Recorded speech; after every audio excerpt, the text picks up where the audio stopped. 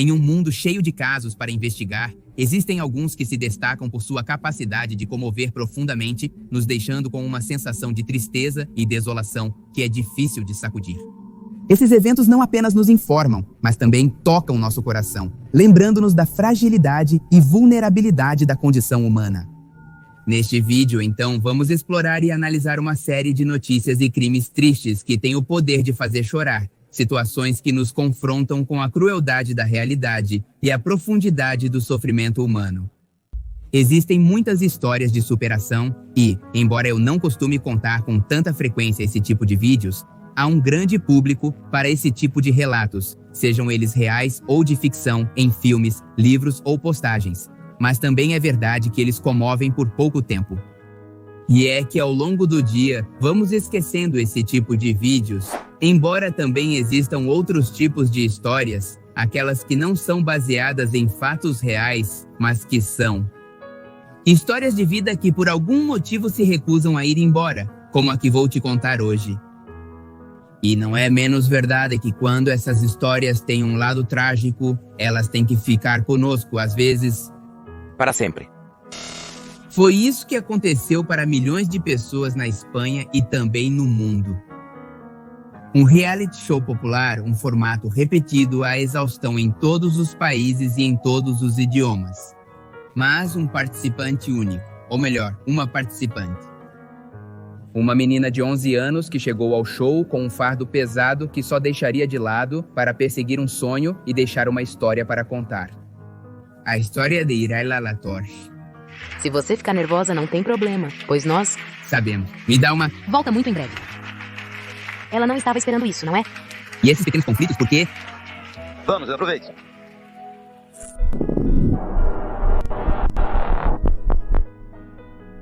Iraila La Torre nasceu em Valência, Espanha, em 1º de julho do ano 2022. Juan La Torre e Amparo Ruiz, seus pais, receberam a pequena como todos os pais, perguntando-se como ela cresceria, o que ela gostaria de ser quando crescesse.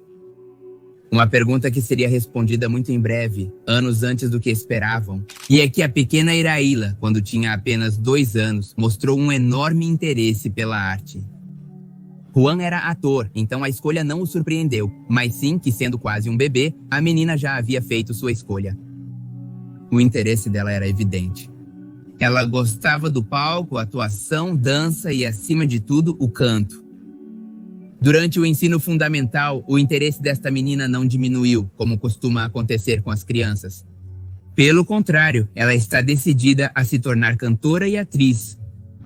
Por isso, fez seus primeiros anos escolares na Comarcal, que é uma escola com um forte interesse em desenvolver as habilidades artísticas dos alunos. Nesta escola de Picassent, em Valência, ela ficou até o 6º ano do ensino fundamental. Lá, ela recebeu aulas de piano, canto e atuação, além de entrar para o coral. Mas seus pais não ficariam lá. Ao ver a paixão que ela colocava na arte, eles a inscreveram na Escola de Música de Viseu, também em sua Valência natal. Durante 2 anos, além disso, ela frequentou aulas na Academia Show Dance Studio e na Academia Maria Carbonell. Durante esse tempo, da mesma forma, ela frequentou 3 cursos intensivos de verão na Casa de Cultura de Picassent, mas desta vez para se aperfeiçoar em artes cênicas.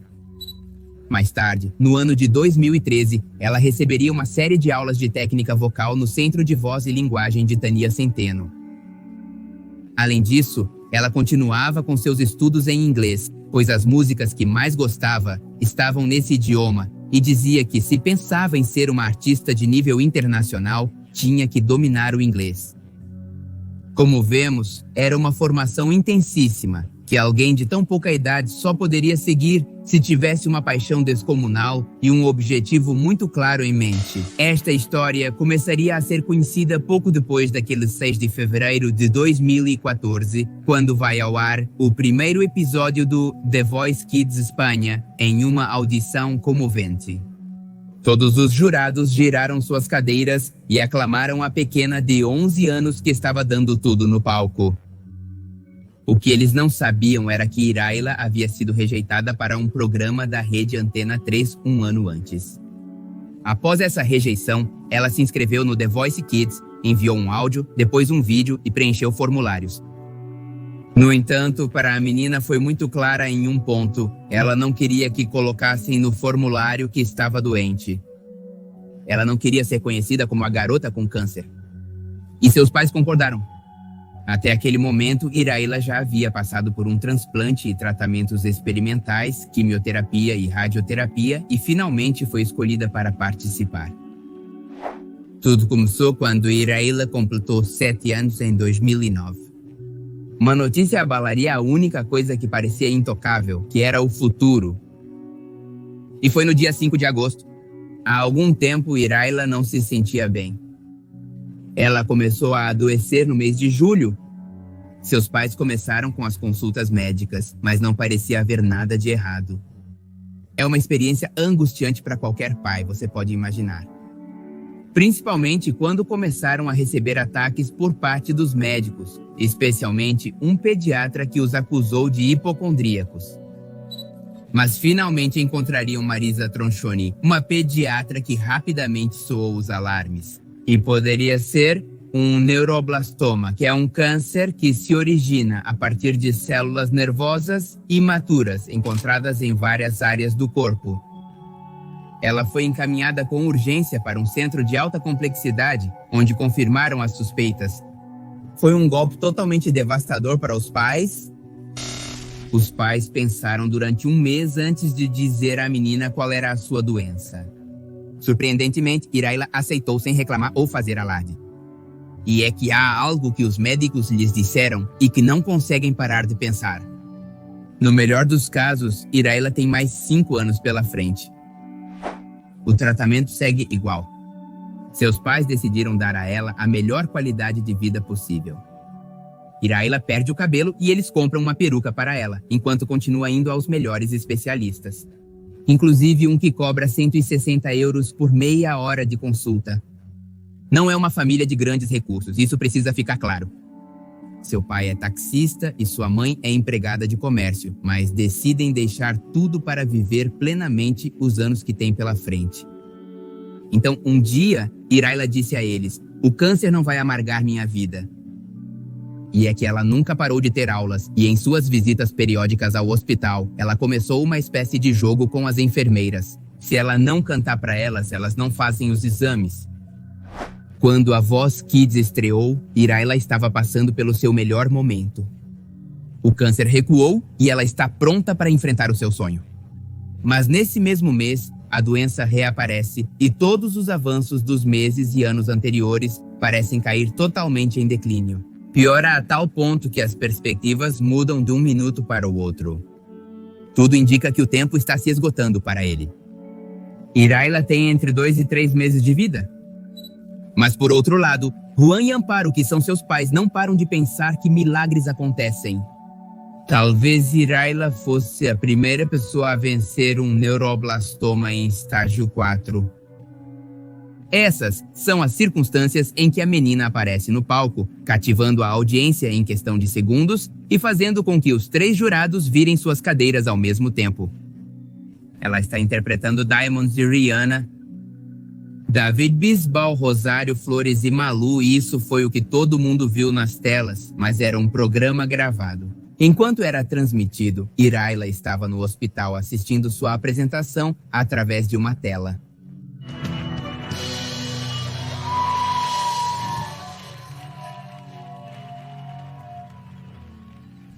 É 10 de março de 2014. Iraila está em sua cama. Os médicos confirmaram o pior. Infelizmente, ela só tem algumas horas de vida. Mas o ânimo da menina, por outro lado, é tão alegre e positivo como sempre. De fato, ela até diz ao pai que vai tirar uma soneca e que depois vai derrotá-lo no Wii. Mas seus pais sabem que não podem mais se enganar. Eles sabem que estão presenciando seus últimos momentos.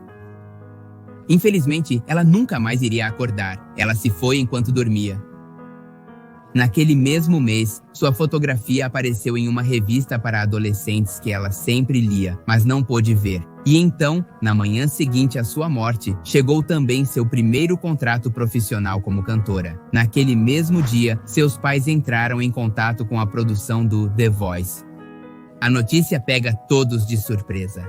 Lembro que nunca haviam informado que a pequena estava doente, mas toda a sua participação já foi gravada e a transmissão se sobrepôs à terrível notícia de sua partida. The Voice Kids vai ao ar no dia 13 de março.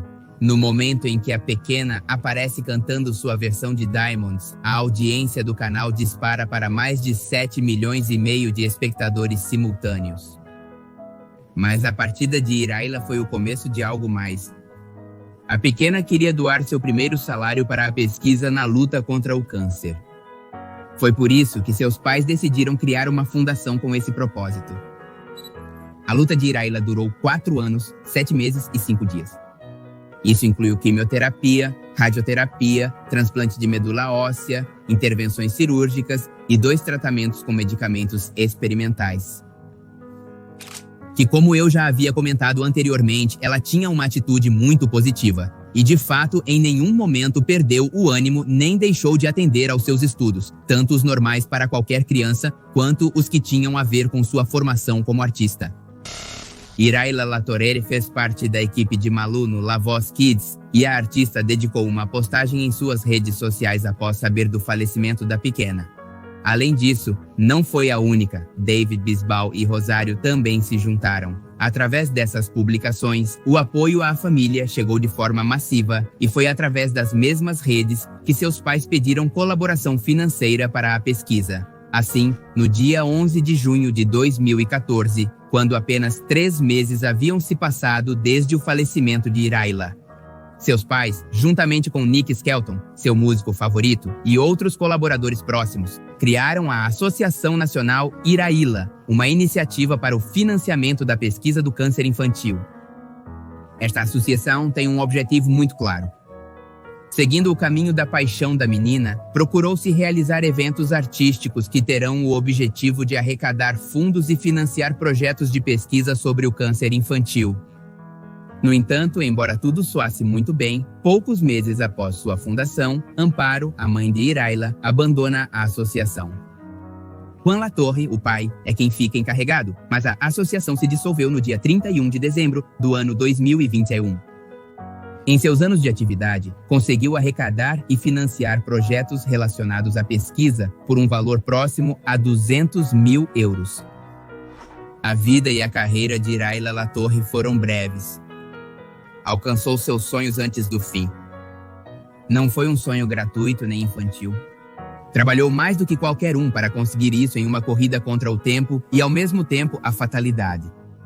Esforçou-se ao máximo e chegou até onde se propôs. Por isso, a lembrança de Iraila continua viva 10 anos depois. E é um lembrete de que os sonhos estão lá, esperando para serem alcançados. Precisamos ir em direção a eles sem desculpas. Era uma tarde do ano de 2017. A pequena Luz, de 6 anos de idade, permanecia parada em frente a um lar para crianças, com uma mala segurada por sua pequena mãozinha, dando as costas para seus pais biológicos que davam meia volta para nunca mais voltar. Com lágrimas nos olhos, sem a capacidade de compreender o que estava acontecendo, ela apenas sentiu um profundo vazio em seu coração. Em algum lar acidental de Buenos Aires, na Argentina, ela vagava pelos corredores com um olhar perdido. A tristeza a acompanhava todos os dias e à noite, deitada em sua cama cercada por outras crianças na mesma situação. Ela pedia para encontrar um novo lar. Os anos passaram e Luz crescia cada vez mais, e ao mesmo tempo aumentava o medo de nunca ser adotada. Segundo as estatísticas, 90% das pessoas procuram um bebê para integrar a sua família. No entanto, de repente um dia aconteceu. Um casal estava procurando a oportunidade de se tornar pais e quem eles levaram para casa foi a pequena Luz, uma menina muito doce e carinhosa que ainda não tinha 10 anos. Imagine a felicidade que a invadiu, devolveu-lhe o sorriso, finalmente seria amada e protegida. Iludida, ela disse adeus ao lugar onde tinha estado por muito tempo, entrou no carro com sua nova família e embarcou em uma jornada cheia de esperança e emoção. Infelizmente, toda aquela alegria seria interrompida por certas irregularidades que existiam no processo de adoção, situação que levou os adotantes a decidir pelo desligamento e devolvê-la. Este foi outro golpe duro na vida da pequena e, para suavizar a falha de vinculação, a psicóloga responsável pelo caso sugeriu celebrar o 10º aniversário com uma grande festa para que ela, pelo menos, se lembrasse desse dia. Bolos, balões e presentes fizeram daquele dia um dos melhores de sua existência, mas seu coração estava igualmente destroçado. Não importavam as coisas materiais, ela estava sobrecarregada com a angústia de ter que voltar para a casa de acolhimento na manhã seguinte novamente com o peso do abandono sobre seus ombros. Após 2 experiências traumáticas, ela começou a se sentir insignificante em um mundo tão imerso, sem ninguém que cuidasse dela, sem ninguém que a procurasse. O que ela não sabia naquele momento de melancolia era que a 300 quilômetros de distância, em General Arenales, na Argentina, havia uma mulher chamada Gabriela Ponce, que há 6 anos procurava a melhor oportunidade para finalmente dar o passo para a adoção. Era uma mulher solteira e com o desejo de se tornar mãe. Quando iniciou o processo, descobriu que, infelizmente, a maioria das crianças mais velhas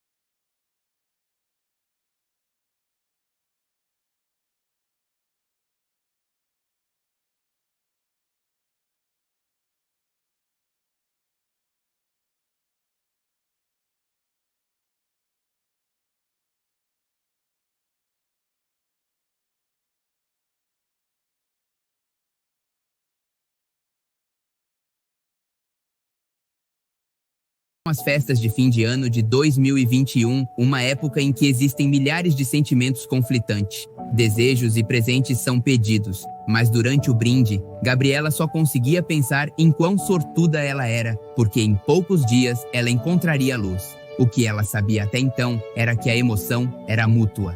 A pequena expressou estar extremamente feliz em conhecê-la e ansiosa para que os dias passassem para o encontro. Quando o tão esperado dia chegou, Ponce viajou por algumas horas. Imersa em uma combinação de nervosismo e felicidade, ela não conseguia conter as lágrimas. Sua mente estava repleta de diversos pensamentos e questionamentos. Imaginava como seria o encontro e tentava deduzir a relação da menina ao vê-la chegar. Ela nem mesmo tinha ideia de como se sentiria ao descer do seu carro e ver ao longe a pequena pessoa que a escolheu como mãe. A cena que se desenrolava em sua cabeça era quase como um filme, cada uma correndo para os braços da outra em um encontro com os sentimentos à flor da pele, culminando com um forte e prolongado abraço. Ela levava consigo uma raposinha de pelúcia, esperando que pudesse se tornar uma espécie de amuleto que representasse seu vínculo. Sua inquietação aumentava a cada quilômetro mais próximo daquele lugar. No entanto, essa ideia de abraçar sua pequena nos braços foi ofuscada pela realidade com a qual se deparou ao entrar na casa de acolhimento. Era uma cena triste e com um certo toque de decadência. Havia lágrimas nos olhos da menor. Eu pensei que era porque ela não queria me ver ou que tinham mentido para mim, é o que conta Gabriela. Uma rajada de conjecturas assaltou sua cabeça. A emoção com a qual ele havia chegado se desmoronou completamente até que ele soube o motivo do choro. Era apenas uma brincadeira infantil. Sua tristeza era apenas o resultado de sentimentos gerados por não ter sido convidada para a festa de uma coleguinha. Ela estava muito vulnerável e eu não pude contê-la, não pude abraçá-la, foi o que expressou a agora mãe. Naquele momento, a menina se apegava à pessoa que era sua referência afetiva. Então ela apenas a olhou comovida e sentindo um pouco de impotência. Queria se entregar ao seu primeiro instinto de confrontá-la e fazer com que ela soubesse que tudo ficaria bem. Mas guardou esse impulso, sabendo que o processo de vinculação é sobre construir aos poucos uma nova relação. A primeira coisa que fez foi mostrar a ela a raposinha que trazia e assim surgiu a primeira aproximação. Caminharam até uma praça próxima, experimentando a cada passo pequenos lampejos de nervosismo e inquietação. Olhavam-se discretamente e sorriam. Estavam ansiosas para se conhecerem. Chegaram a uma árvore frondosa e sentaram-se à sua sombra sobre a grama. Luz manteve uma certa distância e foi a primeira a dizer algo. Ponce a ouvia e observava com atenção. Com apenas 10 anos, mostrando-se sincera e transparente, seu olhar era uma janela para seu interior. Era possível notar as cicatrizes emocionais que ela carregava. Desejava uma família com todo o fervor de sua alma, mas não a qualquer preço. As dolorosas experiências de seu passado faziam com que ela fosse muito cautelosa e revelaram o motivo pelo qual ela procurava uma mãe solteira. Ele não gostava de gritos e discussões. Ele demonstrava uma maturidade muito adulta para sua idade e precisava imediatamente começar a viver momentos que o levassem de volta à sua infância. Era imprescindível resgatar essa fase de inocência da qual ele estava perdendo. Ele nem mesmo gostava de animais de estimação. Gabriela mostrou-lhes uma foto de seu cachorro e compartilhou que ele era muito pequeno, brincalhão e carinhoso. No dia seguinte, a raposinha de presente que representaria um amuleto de ligação estava quebrada e na lata de lixo. Alguém tinha sido cruel e o tinha destruído. No entanto, isso se tornou o primeiro desafio a superar, pois resolveram de uma maneira bonita. Eu a fiz tecer um igual ao que eu carregava comigo e a fiz entender que aquilo era dela e que estaria em sua casa esperando por ela. Essas são claramente as palavras da mãe. Essa demonstração de carinho marcou o início de 1 mês e meio de fortalecimento da relação, conectando-as cada vez mais diariamente. Elas passaram de reuniões de 2 horas para 4, até que uma tarde se divertiram o dia inteiro em uma piscina. Tudo estava indo muito bem, com um afeto sincero e uma amizade alegre surgindo naturalmente. A aproximação deles aumentava gradualmente e, em um fim de semana, Gabriel alugou um apartamento, lugar onde Luz também decidiu ficar. Esses dias juntos foram inesquecíveis e muito significativos para os dois. Foi quando, de repente, a realidade as atingiu e elas perceberam que não eram apenas amigas que se viam com frequência, agora eram mãe e filha. Quando anoiteceu, a pequena adormeceu tranquilamente. Ele a observava dormir tranquilamente e seu rosto, que refletia uma paz imensa, dissipou qualquer tipo de dúvida que ele pudesse ter, mesmo que fosse a menor. Mas nada a preparou para o que aconteceu na manhã seguinte. Uma cena comovente acontecia dentro de algum apartamento em Buenos Aires. Na cozinha, o café da manhã estava sendo preparado para começar o dia e a alguns metros dentro do quarto, uma pequena pessoa abria os olhos absolutamente feliz quando de repente se ouviu ressoando por toda a casa: mamãe. Fiquei paralisada quando ela me chamou de mãe. Mamãe me gritou e foi aí que reagi e percebi que ela estava falando comigo, que estava me chamando de mamãe pela primeira vez e nem mesmo estávamos morando juntas. Essa experiência marcou o início de uma relação. Estavam superando todas as inseguranças de cada uma, pulando os medos e, além disso, esquecendo as dúvidas. Começariam uma família de 2, mas repleta de carinho. Não passou mais de uma semana quando a menina visitou o que seria sua casa. E lá estava, tal como o raposinho que ela mesma havia tecido, esperando-a em seu quarto. Alguns dias depois, ela voltou para passar uma noite, mas nunca mais voltou para a casa de acolhimento. Aquela primeira vez que ela dormiu em seu quarto, a mulher que tanto havia esperado aquele momento, finalmente sentiu que se tornaria mãe. Ela o beijou de boa noite, contou-lhe uma história e iniciaram uma nova vida. Logo, o ano letivo começou, trazendo um novo desafio. No entanto, a postura de Ponce era que sua filha deveria se concentrar mais em encontrar novos amigos do que em seu desempenho acadêmico. Muitas ligações falham ou são complicadas quando queremos exigir dos garotos que, além de tudo, têm que se sair bem na escola. Ele queria que o processo de adaptação tivesse o mínimo de exigências possível para facilitar.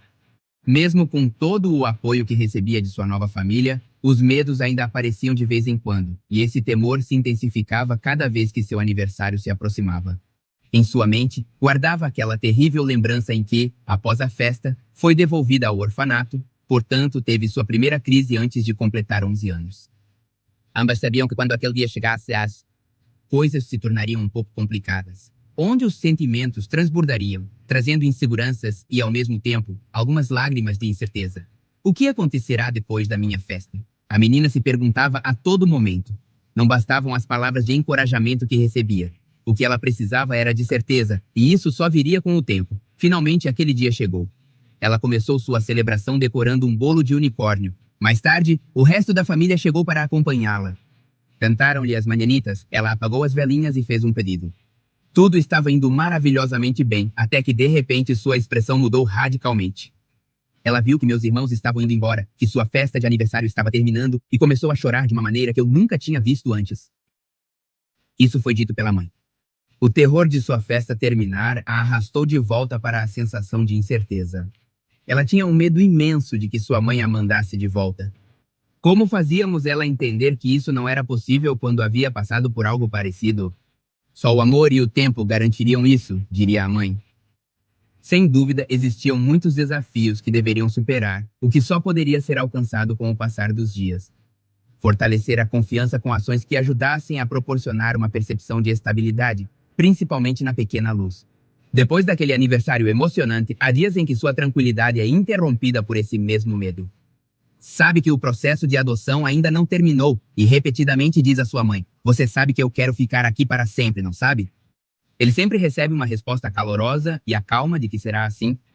Pouco a pouco ele tem superado suas inseguranças e, com o apoio de sua querida família, conseguiu passar na escola sem problemas. Agora ela se encoraja a estudar sozinha, tem mais segurança. No cotidiano ela está feliz e tranquila. Acho que o maior medo é ir ao tribunal. É tudo o que Gabriela disse. Sem dúvida, este é um medo para as duas, que sempre que viajam para lá, fazem isso na companhia da raposinha, do presente que tem um forte significado em suas vidas. Talvez tenha sido o destino que as uniu, levando em conta o tempo que ela esteve institucionalizada e comparando-o com o tempo que Gabriela estava procurando uma oportunidade para adotar. Todos aqueles anos ainda guardam situações que colocam novos desafios para superar a cada dia.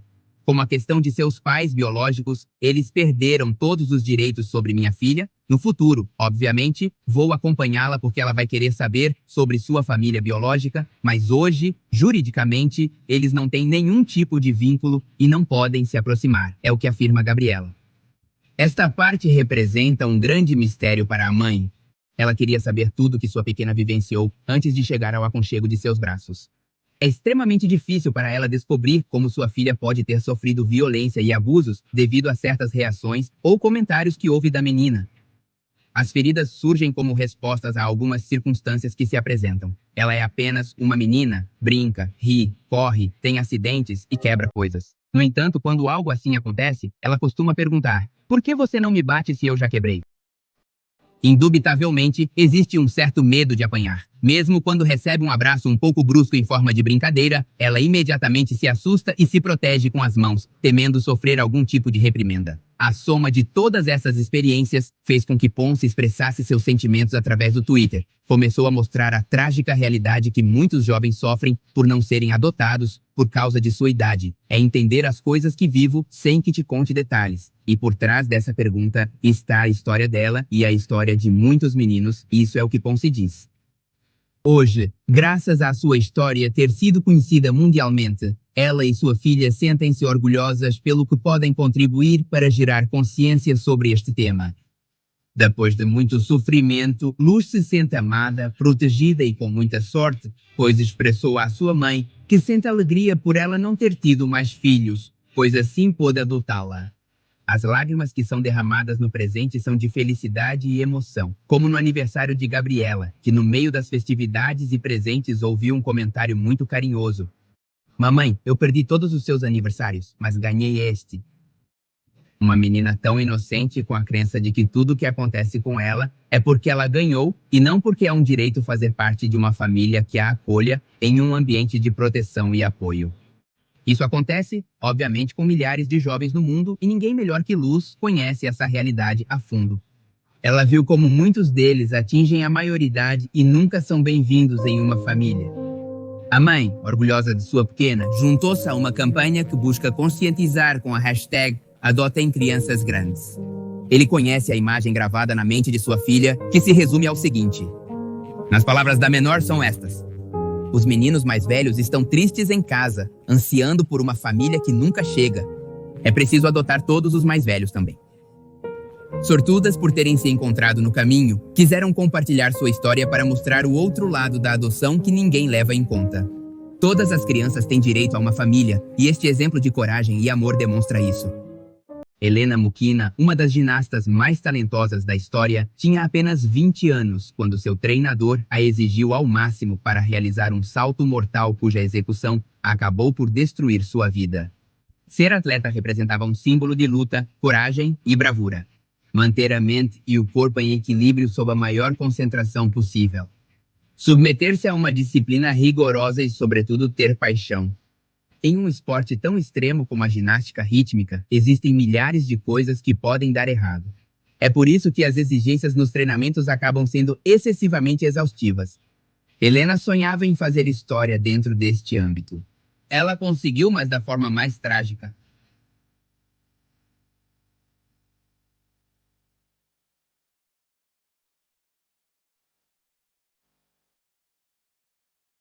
Nasceu em Moscou em 1º de junho de 1960. Ele se tornou parte de uma família fragmentada, principalmente devido ao alcoolismo incontrolável de seu pai. No entanto, o homem talvez tenha tomado a melhor das decisões e se aposentou. Ela era apenas uma menina incapaz de entender por que seu pai a havia abandonado, embora o mais importante ainda estivesse ao seu alcance, o amor de sua mãe. Esta mulher, que se tornou o maior tesouro para a pequena, fez até o impossível para ajudá-la a seguir em frente, até que Helena completou 5 anos. Novamente uma desgraça batia à porta e desta vez seria catastrófico. Sua mãe faleceu em um trágico incêndio. Era uma perda tão inesperada e irreparável que partiu seu coração em 2. Felizmente, sua avó a consolou e não só isso, mas também cuidou dela até o fim de seus dias. Ela ofereceu um ombro para chorar, um lar e a alegria de sentir o calor de uma mãe, como ela se tornou para ela. Conforme ela crescia, 2 gostos surgiram nela como forma de exercício físico, a patinação artística e a ginástica. Ela praticava ambos com muito entusiasmo. Sentia como seu corpo agradecia, tanto fisicamente quanto mentalmente. Era a maneira perfeita de lutar contra a tristeza que a acompanhou desde seus primeiros anos. Principalmente, encontrou refúgio na ginástica. Mas não só isso. Na verdade, a garota era muito boa nela. Tanto que quando um olheiro atlético visitou sua escola, não hesitou em apoiá-la para continuar nesse campo. A partir daí, sua vida começaria a mudar pouco a pouco. Passaria da glória à decepção e da alegria à dor. Helena praticava mostrando enorme devoção por este esporte. Em cada treino notava-se uma melhoria incrível, de modo que não demorou muito para as oportunidades começarem a aparecer em seu caminho. Logo ela se juntou ao Clube Esportivo Clube de Esportes do Exército Central Moscou e com a ajuda de seu primeiro treinador chamado Alexander, conseguiu obter alguns reconhecimentos, sendo incluída no Hall da Fama do Clube de Esportes do Exército Central. Para 1975, a atleta era considerada muito boa. No entanto, ainda ninguém a considerava como potencial para os Jogos Olímpicos. Isso só aconteceria após uma espécie de crise para a equipe soviética. Nos Jogos Olímpicos de 76, o nome de Nadia Comaneci da equipe romena os fazia, imagine, tremer. Essa garota havia feito história deslocando-os completamente. Foi no 18 de junho de 1976, ela tinha 14 anos e era uma criança prodígio, dedicada e imparável. Naquele dia, ela conseguiu o que era considerado impossível, uma pontuação de 10 em uma Olimpíada. Até mesmo o placar não estava preparado para tal número, pois só tinha 3 dígitos. A atleta realizou sua rotina de forma requintada e os juízes não hesitaram em classificá-la como merecia. Foi um fato histórico. Ela mesma não acreditava no que havia acontecido. Nadia Comaneci encarregou-se de mostrar o contrário, obtendo outros 6-10 durante o resto dos Jogos de Montreal. A responsabilidade por tal derrota para a equipe de ginástica feminina soviética recaiu sobre a diretora Larisa Lashnina. Ela apenas se escudou com o argumento de "não é minha culpa que Nadia Comaneci tenha nascido na Romênia". A tensão era palpável. Eles se recusaram a sofrer outro desastre como aquele, e foi então que colocaram o treinador Mikkel Klimenko no comando. Mas ainda havia outra pergunta a ser resolvida. Quem competiria com essa atleta imparável? Eles precisavam de uma atleta forte, ambiciosa e igualmente imparável, principalmente capaz de suportar os duros treinamentos liderados por Mikkel. Esse homem era conhecido por ser rigoroso, perfeccionista e exigente. Suas rotinas exaustivas pareciam ser a chave para o sucesso tão desejado. Ele liderava seus atletas ao limite, sem ter qualquer tipo de consideração. Se alguém era capaz de extrair o melhor de uma ginasta, poderia-se dizer que era essa pessoa.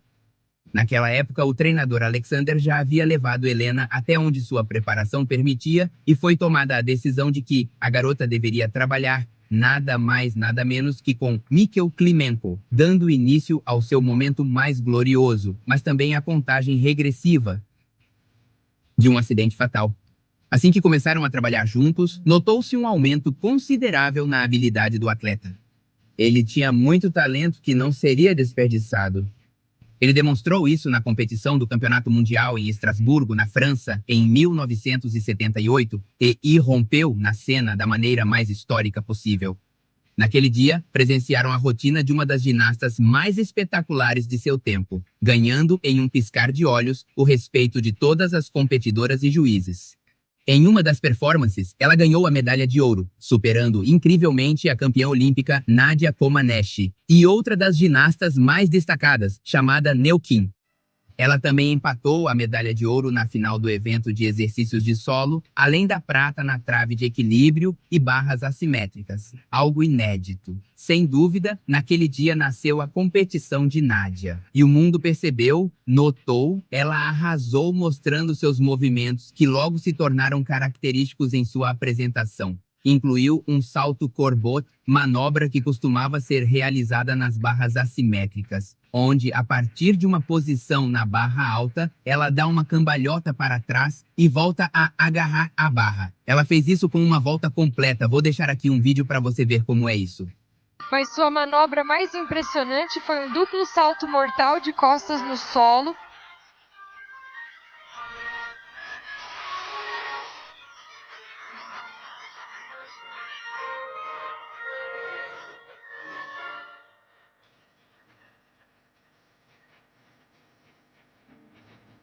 E é impressionante comentar que este recurso, batizado como Mukina, continua vigente, possuindo uma classificação no código de pontos. Foi criativa, audaciosa e, acima de tudo, precisa. Uma das coisas que mais se aplaudiu e reconheceu foi o alto nível de inovação que ela gerenciou, surpreendentemente mantendo o estilo soviético clássico. Um estilo inspirado em movimentos de balé e linhas expressivas. A garota deu a melhor das batalhas, trazendo orgulho para suas raízes. Não foi uma grande surpresa que, após tal ato, ela fosse considerada para os Jogos Olímpicos de Verão de 1980 em Moscou. Seus exercícios foram classificados como revolucionários, especialmente os passes de tumbling, uma disciplina que faz parte da ginástica de trampolim, o Mukina, era parte de um deles. Mas nem essa grande revelação diante dos juízes foi suficiente para o treinador. Michael queria muito mais. Sua ambição era tão grande que o levou à beira da loucura. Incapaz de se conformar com sua aluna estrela sendo considerada como única, teve uma ideia mortal. Em 1979, um plano extremamente perigoso surgiu em sua mente. O homem queria que Helena se tornasse uma das poucas ginastas femininas a realizar uma acrobacia chamada Salto Tomás, manobra retirada da ginástica masculina. Este movimento havia sido aperfeiçoado pelo ginasta americano Corey Thomas, e para o azar do atleta, seu treinador o considerava chave para vencer os Jogos Olímpicos. Mas enfim, apesar de contribuir com o título All-Around, apesar de sua já arriscada rotina, e especialmente apesar de sua própria integridade, ela foi pressionada até a exaustão para aceitar essa quase sentença de morte. Para onde olhava, havia um treinador de alto nível dizendo o que ele deveria fazer. E, infelizmente, ela acabou aceitando. Mas logo percebeu o enorme risco ameaçador. Era extremamente perigoso, dependia de muitos fatores para ser bem-sucedido. Começando pela altura e velocidade, ambas tinham que ser suficientes se quisesse fazer todas as piruetas e giros no ar. e pousar dentro dos limites com espaço suficiente para fazer a virada para frente. Tinha que ser tão preciso e perfeito para criar uma sincronização exata e evitar a rotação insuficiente. Se fosse assim, o resultado seria totalmente devastador. Poderia pousar de queixo ou, caso contrário, se a rotação fosse excessiva, poderia pousar na parte de trás da cabeça. Helena disse centenas de vezes ao seu treinador que se realizasse aquele movimento, poderia quebrar o pescoço. Ao que ele respondeu, pessoas como você não quebram o pescoço. Ele a ignorou e tornou seu treinamento o mais doloroso possível. Ela se machucou tantas vezes quanto pôde se levantar, até que o inevitável aconteceu. Aquela tarde que serviu de alerta para deixar de lado o salto Tomás. Ela quebrou a perna no meio de sua rotina. Estava treinando para o Campeonato Mundial de Ginástica Artística de 1979, que foi realizado em Fort Worth, Texas, nos Estados Unidos. Naturalmente, ela ficou incapacitada de participar, deixando o caminho livre para a equipe da Romênia, que acabou vencendo. Ela havia perdido este campeonato, mas se recusava veementemente a deixar que o mesmo acontecesse nos Jogos Olímpicos cada vez mais próximos. Faltava menos de um ano para o evento, que seria realizado em Moscou, e tanto os treinadores quanto os médicos da equipe soviética tentaram fazer tudo o possível para que sua estrela participasse. Posíbilis implorou para não removerem o gesso, alegando que ainda não estava totalmente curado. No entanto, foi exatamente isso que eles fizeram. Eles o removeram contra sua vontade e a obrigaram a andar com a perna. O dano no membro era evidente, então eles fizeram um raio-x que mostrou que a fratura não havia curado corretamente. Naquela tarde, ela passou por uma cirurgia de emergência e o gesso foi recolocado. No entanto, a situação se repetiu. Pouco tempo depois, retiraram-no contra a sua vontade e ela foi enviada para treinar para as Olimpíadas. Além disso, ela foi submetida a um extenuante programa de exercícios no Clube de Esportes do Exército Central de Moscou, com o objetivo de perder o peso que havia ganhado durante sua incapacidade. Por outro lado, em relação ao salto Tomás, contrariamente ao que se esperava, continuava como elemento em sua rotina. Por si só já era complicado realizá-lo. Agora imagine para um atleta com dificuldades para recuperar velocidade e condição perdida após uma cirurgia, era extremamente perigoso. Sua perna não havia curado completamente e ela continuou praticando até que não pôde mais. O momento inevitável chegou em 3 de julho de 1980. Fez uma volta inferior ao salto e bateu com o queixo. Ela quebrou a coluna vertebral e ficou tetraplégica 2 semanas antes do tão esperado evento. Longe de se preocupar com a saúde da ginasta, o que se tentou a todo custo foi encobrir as circunstâncias do acidente. Sabiam perfeitamente o quão perigoso havia sido forçar a garota a voltar muito antes de sua completa recuperação. No entanto, o desejo do treinador de se tornar o treinador do campeão olímpico superava seu próprio julgamento. Este famoso salto, Tomás acabou sendo proibido algum tempo após o acidente, mas não sem antes cobrar seu preço de outras garotas elegíveis para os Jogos Olímpicos. Por sua vez, Helena tornou-se colunista do Moscow News no final da década de 1980, bem como um apoio para crianças e jovens ginastas. Viveu o resto de sua existência infelizmente confinada a uma cadeira de rodas, conhecendo, em primeira mão, o pouco valor que uma vida humana tem quando comparada ao prestígio de uma nação. Finalmente, ela perdeu a vida no dia 22 de dezembro de 2006 devido a complicações decorrentes de sua condição. Nunca vi capas de revistas ou vídeos musicais e pensei que preciso parecer assim. Quero ser um sucesso. Nunca. Eu não quero ser uma magra com meu estômago à mostra, realmente não quero ser. O preço que Adele teve que pagar para se tornar a cantora consolidada como a conhecemos hoje não foi nada fácil, nada simples. Sua história guarda capítulos cheios de dor e sofrimento que deixaram grandes cicatrizes em sua vida, começando por uma infância marcada pelo abandono de seu pai, bem como pelas zombarias das quais foi vítima desde muito cedo devido ao seu excesso de peso. Tramas que naturalmente foram arrastadas para sua juventude, somando-se à confusão que traz consigo uma fama repentina excessiva e fora de controle. De repente, a mídia constantemente sobre ela, apontando-a como alguém que deveria prestar mais atenção à sua figura, fez com que ela passasse por uma das piores fases de sua vida, refugiando-se no álcool e, ao mesmo tempo, enfrentando uma depressão que quase custou sua carreira. No entanto, passo a passo, ela seguiu em frente, transformando-se em um ícone de amor próprio e superação. Mas justo quando começava a ver a luz no fim do túnel, como a melhor versão de si mesma, um sério problema de saúde em suas cordas vocais caiu como um balde de água fria, obrigando-a a pausar novamente sua carreira.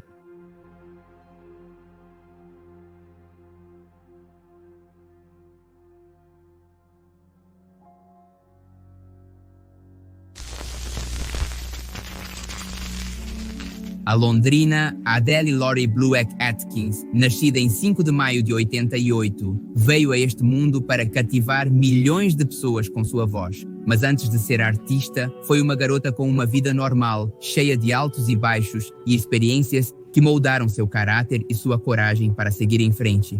Sendo filha de um homem alcoólatra chamado Mark Evans, ela teve que sentir na própria pele o significado do abandono quando tinha apenas 2 anos, ficando apenas sob os cuidados de sua mãe, Penny Susan Atkins, que com todo o esforço e amor de uma mãe solteira, conseguiu proporcionar-lhe uma boa qualidade de vida, algo pelo qual Adele sempre estará grata, pois como ela conta em uma entrevista para o Hits Daily Double, Penny sempre colocou sua filha em primeiro lugar, mesmo antes de nascer. Ela se lembra dos primeiros anos de sua infância como um período feliz, pois foi aos 4 anos que teve seu primeiro contato com a música. Nessa idade, ela descobriu o quão maravilhoso se sentia ao cantar. Ela costumava se divertir em festas de família, animando o ambiente, cantando suas músicas favoritas de criança. Mas essa sensação de plenitude e inocência não duraria para sempre, pois inevitavelmente teria que começar sua vida educacional e enfrentar o mundo fora de casa. Lá, ela conheceria a crueldade humana que não diferencia idade ou gênero, pois é bem sabido que as crianças às vezes podem ser devastadoramente insensíveis ou cruéis diante da dor alheia. Então, desde muito jovem, ela experimentou as consequências de ser vítima de bullying por seu excesso de peso, o que a fez se aprofundar ainda mais na música para se refugiar e lidar com as inseguranças que pouco a pouco foram sendo reveladas com cada zombaria e cada apontamento para sua pessoa. Quando era pequena, costumava falar comigo no espelho segurando uma lata de Sprite dizendo obrigada por este grande prêmio. Cresceu ouvindo as Spice Girls, desenvolvendo um forte fanatismo, muito além de apenas desfrutar de um bom momento musical. Em vez disso, foi adotando certas características cujo resultado seria a formação de sua própria, que redundância, formação artística.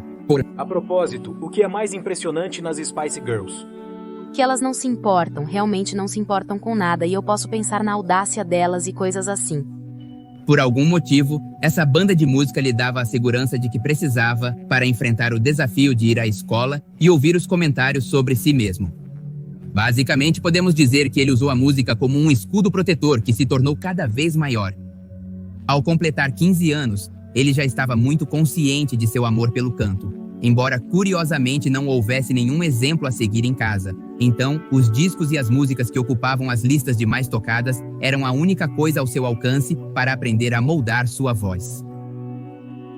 Então, ela realmente analisava as músicas que ouvia, não as letras no início, apenas as vozes, e ensinava a si mesma como fazer isso. O talento de Adele era tão evidente que sua mãe não hesitou em inscrevê-la na British School for Performing Arts and Technology. Lá, ela pôde aprimorar sua voz e começar a adquirir técnicas corretas de canto. Em pouco tempo, ela entrou no estúdio para gravar sua primeira demo, que consistia em 3 músicas para um projeto escolar. Ela não tinha ideia de que essa simples tarefa seria o primeiro passo para sua consolidação como uma cantora reconhecida. Depois que um de seus colegas de classe decidiu postar as músicas na plataforma MySpace, foi apenas uma questão de tempo até que um produtor a descobrisse, neste caso, o produtor Richard Russo, da XL Recordings, que rapidamente ficou encantado com os matizes de sua voz incrível. As portas da fama foram se abrindo para ela aos poucos, e no ano de 2006, assinou seu primeiro contrato discográfico, dando início à impressionante carreira que viria com o tempo, pois apenas 2 anos depois, venderia milhões de cópias de seu álbum intitulado 19, tanto em Londres quanto nos Estados Unidos. Adele não podia acreditar que tinha a oportunidade de compartilhar sua música com o mundo inteiro. Tanto que suas inseguranças começaram a aparecer esporadicamente através de pensamentos negativos e incrédulos sobre os frutos de seu talento. Não tenho histórico musical, conhecimento ou amor pela música na minha família. Somos encorajados a sonhar, mas não a nos deixar levar pelas coisas e acreditar que algo vai acontecer quando o mais provável é que não aconteça. Havia muito poucas chances de realmente conseguir um contrato de gravação, considerando a quantidade de pessoas que nunca foram descobertas. Eu curtia pop, como Backstreet Boys, Spice Girls, Take That, T-Boz, Left Eye, N-Chilli e Britney Spears.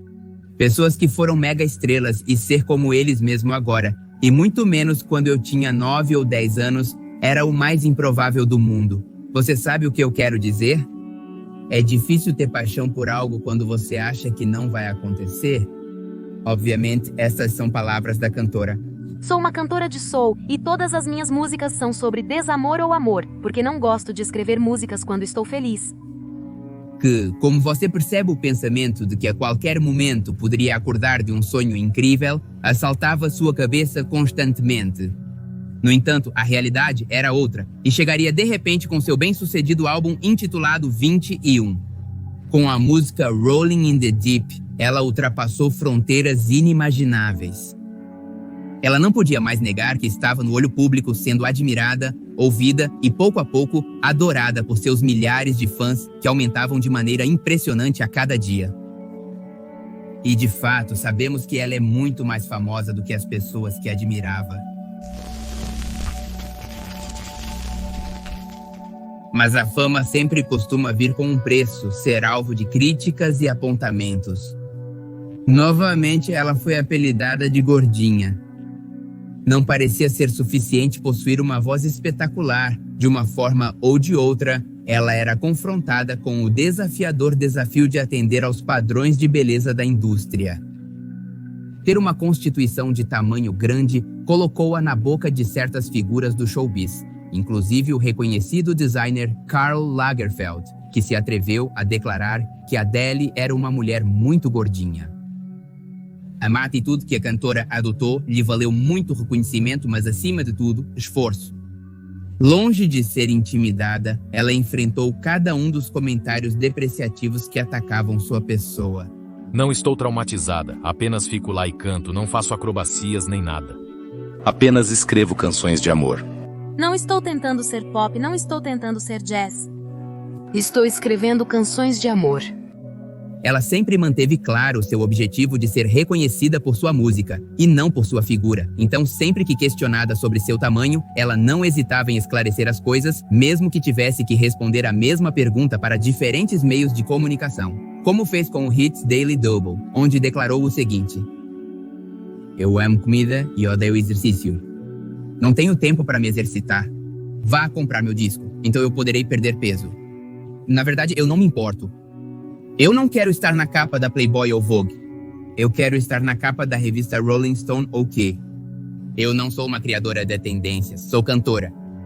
Como você percebe, ela parecia enfrentar da melhor maneira. Infelizmente, esse não era o único problema com o qual ela lidava todos os dias, pois a fama chegou de repente, sacudindo sua vida como ela a conhecia. De repente, ela tinha que cantar na frente de milhares de pessoas que esperavam apenas o melhor dela. Então, naturalmente, ela foi invadida por nervosismo repetidas vezes até descobrir como mitigá-los. Foi assim que ela entrou no mundo do alcoolismo. Adele, sim, passou de tomar um copo ocasionalmente para precisar deles antes, durante e depois de cada show, chegando ao ponto de subir ao palco completamente bêbada. Ela chegou a esquecer as letras de suas músicas e a se tornar a própria destruição de sua carreira. Então, ela teve que tomar a decisão de continuar por esse caminho ou se reabilitar e continuar com seu sonho. No entanto, apesar de conseguir superar, deixando de lado seu vício, ainda faltavam situações angustiantes pelas quais ela teria que passar antes de se tornar a melhor versão de si mesma, que é a que vemos atualmente. Em 2011, o amor chegou à sua vida. Seu nome era Simon Konecki, um empresário por quem ela se apaixonou perdidamente e com quem não apenas se casou, mas também foi o pai de seu único filho. No início, tudo parecia cor-de-rosa, mas foi apenas uma questão de tempo, até a estabilidade que tanto lhe custou começar a desmoronar pedaço por pedaço. Justamente naquele ano, ela enfrentou uma das piores situações de sua vida, pois teve um problema com suas cordas vocais que ameaçou a continuação de sua carreira. Continuar cantando significava a perda total de sua voz, de modo que a que o mundo conhecia se apagou completamente após aquela hemorragia nas cordas vocais que a surpreendeu durante um show ao vivo. Seu médico disse que ela deveria sair do palco por alguns anos para se submeter a uma cirurgia que tentaria reparar a lesão e depois esperar pacientemente por sua lenta recuperação. Então, no auge de sua carreira, ela teve que apagar o brilho de sua voz inigualável, de seu talento inigualável. Ela deu alguns passos para trás e desapareceu do olho público.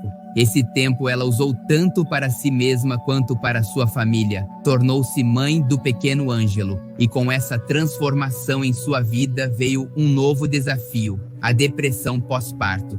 Não havia dúvida de que seu filho era a melhor coisa que lhe aconteceu na vida.